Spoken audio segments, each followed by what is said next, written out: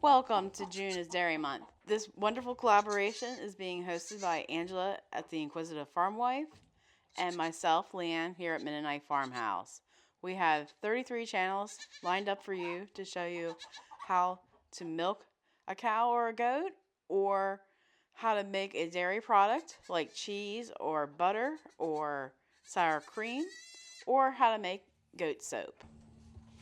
I'm going to leave a list of the collaborators down below for you so you have a chance to go visit all the wonderful videos in this collaboration. And make sure to comment and like each video for your chance to win some fabulous prizes on July 5th at 6 p.m. Eastern Standard Time. And you can catch the live stream on the Inquisitive Farmwife channel or right here on the Mennonite Farmhouse channel. Coming up in this video, we are going to be making some Shale, which means goat cheese and goat in French. It is frequently used to refer to fresh goat cheeses. In particular, fresh goat cheese or Shale is bright, tangy, tart, and delicious. But goat cheese comes in all shapes, sizes, and ages.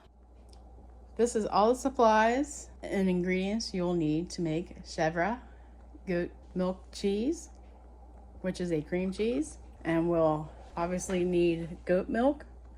And this came straight from the barn, so it's completely raw in that state. And it's a gallon's worth in this 12-quart pot. It has a good heavy bottom, and if you have a double boiler, that would be even better. But we're trying to do it as simple as and easy for anybody to do. And you'll need another pot and some butter cloth, kitchen twine to hang it with, and a cheese making thermometer, which came from the New England Cheese Making Company, along with the butter cloth. And you'll need a slotted spoon, some scissors, and a timer, 2 bath towels, and the chèvre culture, that is mesophilic culture, and rennet already in it, to make it easier for people that are new beginners. Pretty low tech and not so many supplies for this easy recipe. We're going to start by placing the pot on the stove and placing it on low, and we're going to put it on the lowest setting possible. We're going to bring this milk up to 86 degrees, low and slow. You will want to clip the thermometer to the edge of your pot. You don't have to keep stirring constantly, just off and on. But you got to watch it, because it could burn. And also by stirring it, you're distributing the heat. The bottom would be hotter than the top. This way you're distributing it throughout the whole pot. So if we're stirring from the bottom to the top, it might get hotter faster? No, it'll just make sure that the top's as hot as the bottom. Okay. It doesn't speed it up. Actually, it slows it down. But you're just mixing the hotter milk with the colder milk. But it has to be done. But we want it to heat up slowly? Yeah. But so stirring it is a good thing or not? Well, off and on, yes, because you don't want it to stick. See, it being milk and on a burner, it could stick. So you wanna keep stirring it off and on. Like you could stop a few minutes and then come back and stir some more. Well, we're starting at 72 degrees. Okay. Let's see how fast it goes from 72 to say 78. Okay. We're gaining 6 degrees that way. So everybody's stove is different. So just make sure you don't go too high. You never want to start this at medium high heat or high. You really want to stick to a low heat. It's a journey, not a race. And a double boiler would be ideal, but if I wouldn't have a double boiler, how many people out there really would have a double boiler themselves? So just use a good stainless steel pot for this. Right? Yeah, you're distributing the heat throughout the pot. Like at the bottom of the pot naturally would be warmer than the milk at the top. So by stirring it, you're mixing it up. The cooler with the hotter, and then that'll make it, heat more evenly, which is important. Well, why'd you tell me not to put my finger in the milk? Because you might be adding some kind of bacteria or some kind of dirt or something that might cause the culture not to work. So if there's a foreign object in there, use a spoon. A clean spoon from the drawer. What's the temperature? We're at 78. Okay, start stirring it and see if the temperature drops after you stir it. Keep stirring it a bit and then see if your temperature is dropping. No, it's not. Okay, well that's good. It's holding it then. Okay. I highly recommend starting this project in late evening. And if you get up at like 6 o'clock in the morning, start at 6 o'clock. Then by the time you wake up, it'll be ready to drain. But if you like to sleep in, start at 8 o'clock. Just don't start at 9 o'clock in the morning. That's all I will tell you, and ask me how I know. All right, we are almost there. But you gotta make sure it's holding an 86 degrees. Just take it off the stove. Well, I'm saying you don't want it to drop when you take it off, right? No, you want to get it ready to put your culture in as soon as you get it off the stove. Well, I think it's at 86 right now. Okay, I'll pull it off the stove then. You can take our thermometer out and get your packet of the chevre. Do I need the spoon taken out first? Yeah, you can leave it in. Because you're going to need to stir it in 2 minutes. Alright, so we'll cut the packet open and then we'll shake it around like a Polaroid picture all over the place. And you just don't want to dump it in one pile. You want to get a good coating. Or you're adding salt to popcorn. That might be a good analogy. Alright, we're going to time this 2 minutes for it to rehydrate.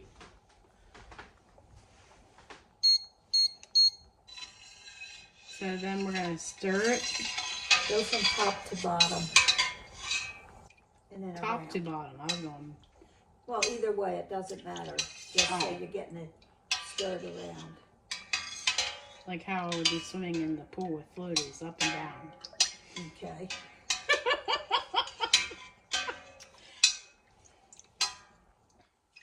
Stir it around good.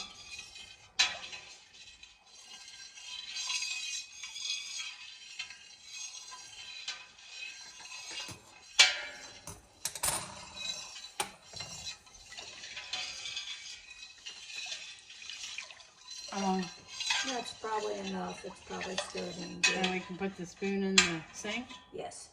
And find the lid. And we're going to wrap it up.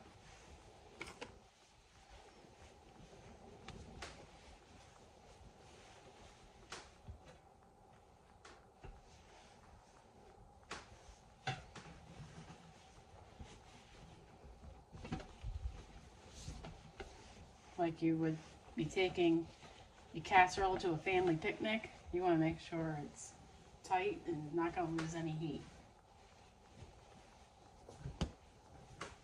And you want to put it in the center of your room where it's the warmest spot.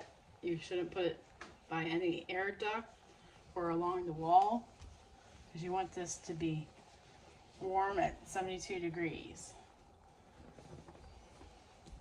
Alright, then we're going to set a timer for 12 hours.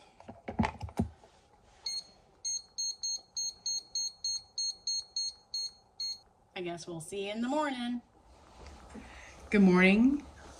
We're about to unwrap our Shale to see if it's set.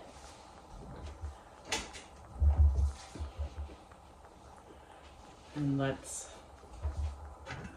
look at this. Wow. So notice lots of whey on top. That's to be expected. And look at how the cheese is set. That is what you want. Now we're gonna move our towel, even though it'll probably be easier to clean up. And now we have our ladle, our slotted spoon, I should say. So now you need your butter cloth, your extra pan, and your string. And you want to make sure your cloth is in the center of your pot. That way it's easy to grab. This butter cloth can be easily washed and used over and over again. So you want to cut your curd and ladle it into your other pot.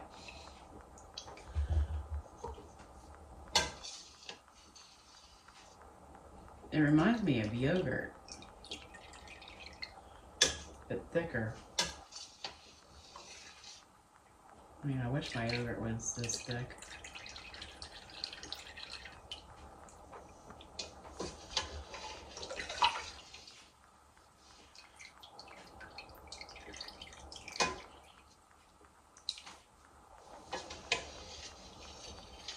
So I'll finish this and I'll be back when I'm ready to drain it. Alright, you can probably get rid of our spoon and then just slowly pour the rest of it in here. Yeah, I did say slowly, didn't I?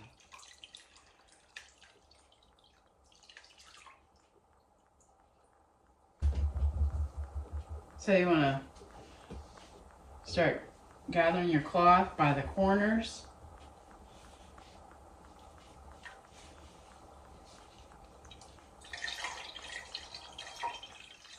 And just slowly let the whey drain out.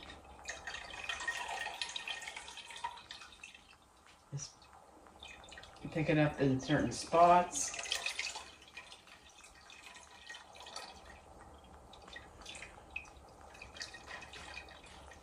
Then you want to tie it. All right.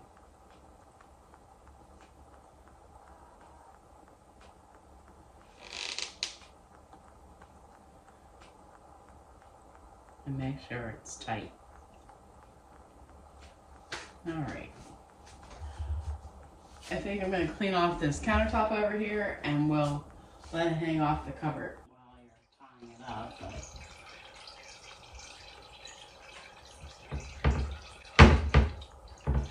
We'll get it done.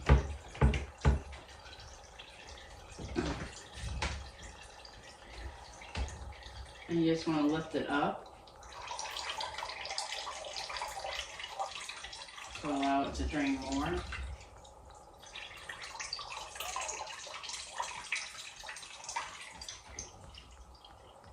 We're going to let this drain for 3 to 6 hours or into desired consistency. It's been 5 hours because I wanted to try it and see if I liked this thickness of the cheese. And we might need our good old scissors to cut the string.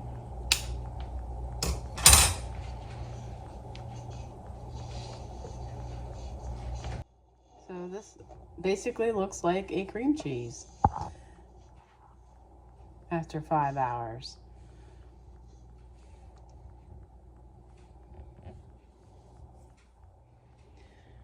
You can add salt, herbs, garlic, whatever you want to at this point, but that will only last a week in the refrigerator.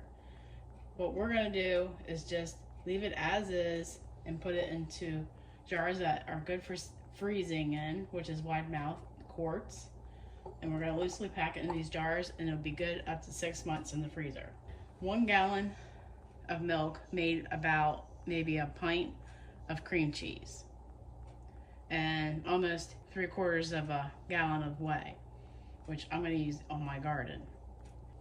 So just going to loosely scoop it into the jar. All right, since we're not packing it in, you can always tap the bottom to get some of the air out because you don't want freezer burn. If you're putting this in the freezer, you want to leave a little headspace because it might expand in the freezer. You're going to leave the lid loose on it. So when it's finally frozen, you will screw the lid on tighter so the air doesn't keep going in it. And if you were to put the lid on right away and tight, it might expand and break your jar. So we want good eats, especially after all this work.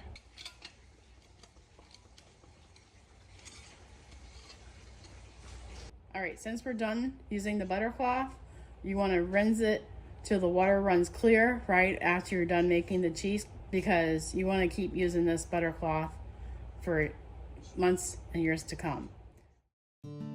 Using the Shale, let's make some sausage and roasted bell pepper pinwheels. To a large tortilla shell, we want to spread out the Shale generously over the shell. Then give a good generous shake of garlic powder. Then add some roasted bell pepper strips and freshly cooked breakfast sausage and more cheese. I'm using a Kobe Jack cheese on this wrap. Then we're going to roll it up and cut into slices. Chill for about an hour or two so the flavors get together, and boy, it is so good.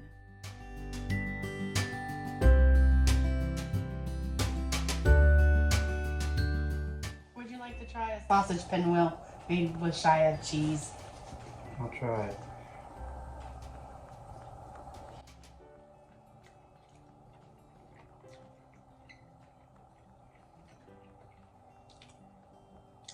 Very good. Can you taste the difference between store-bought and back cream cheese? Or which is better? Mm-hmm. You can't tell the difference then.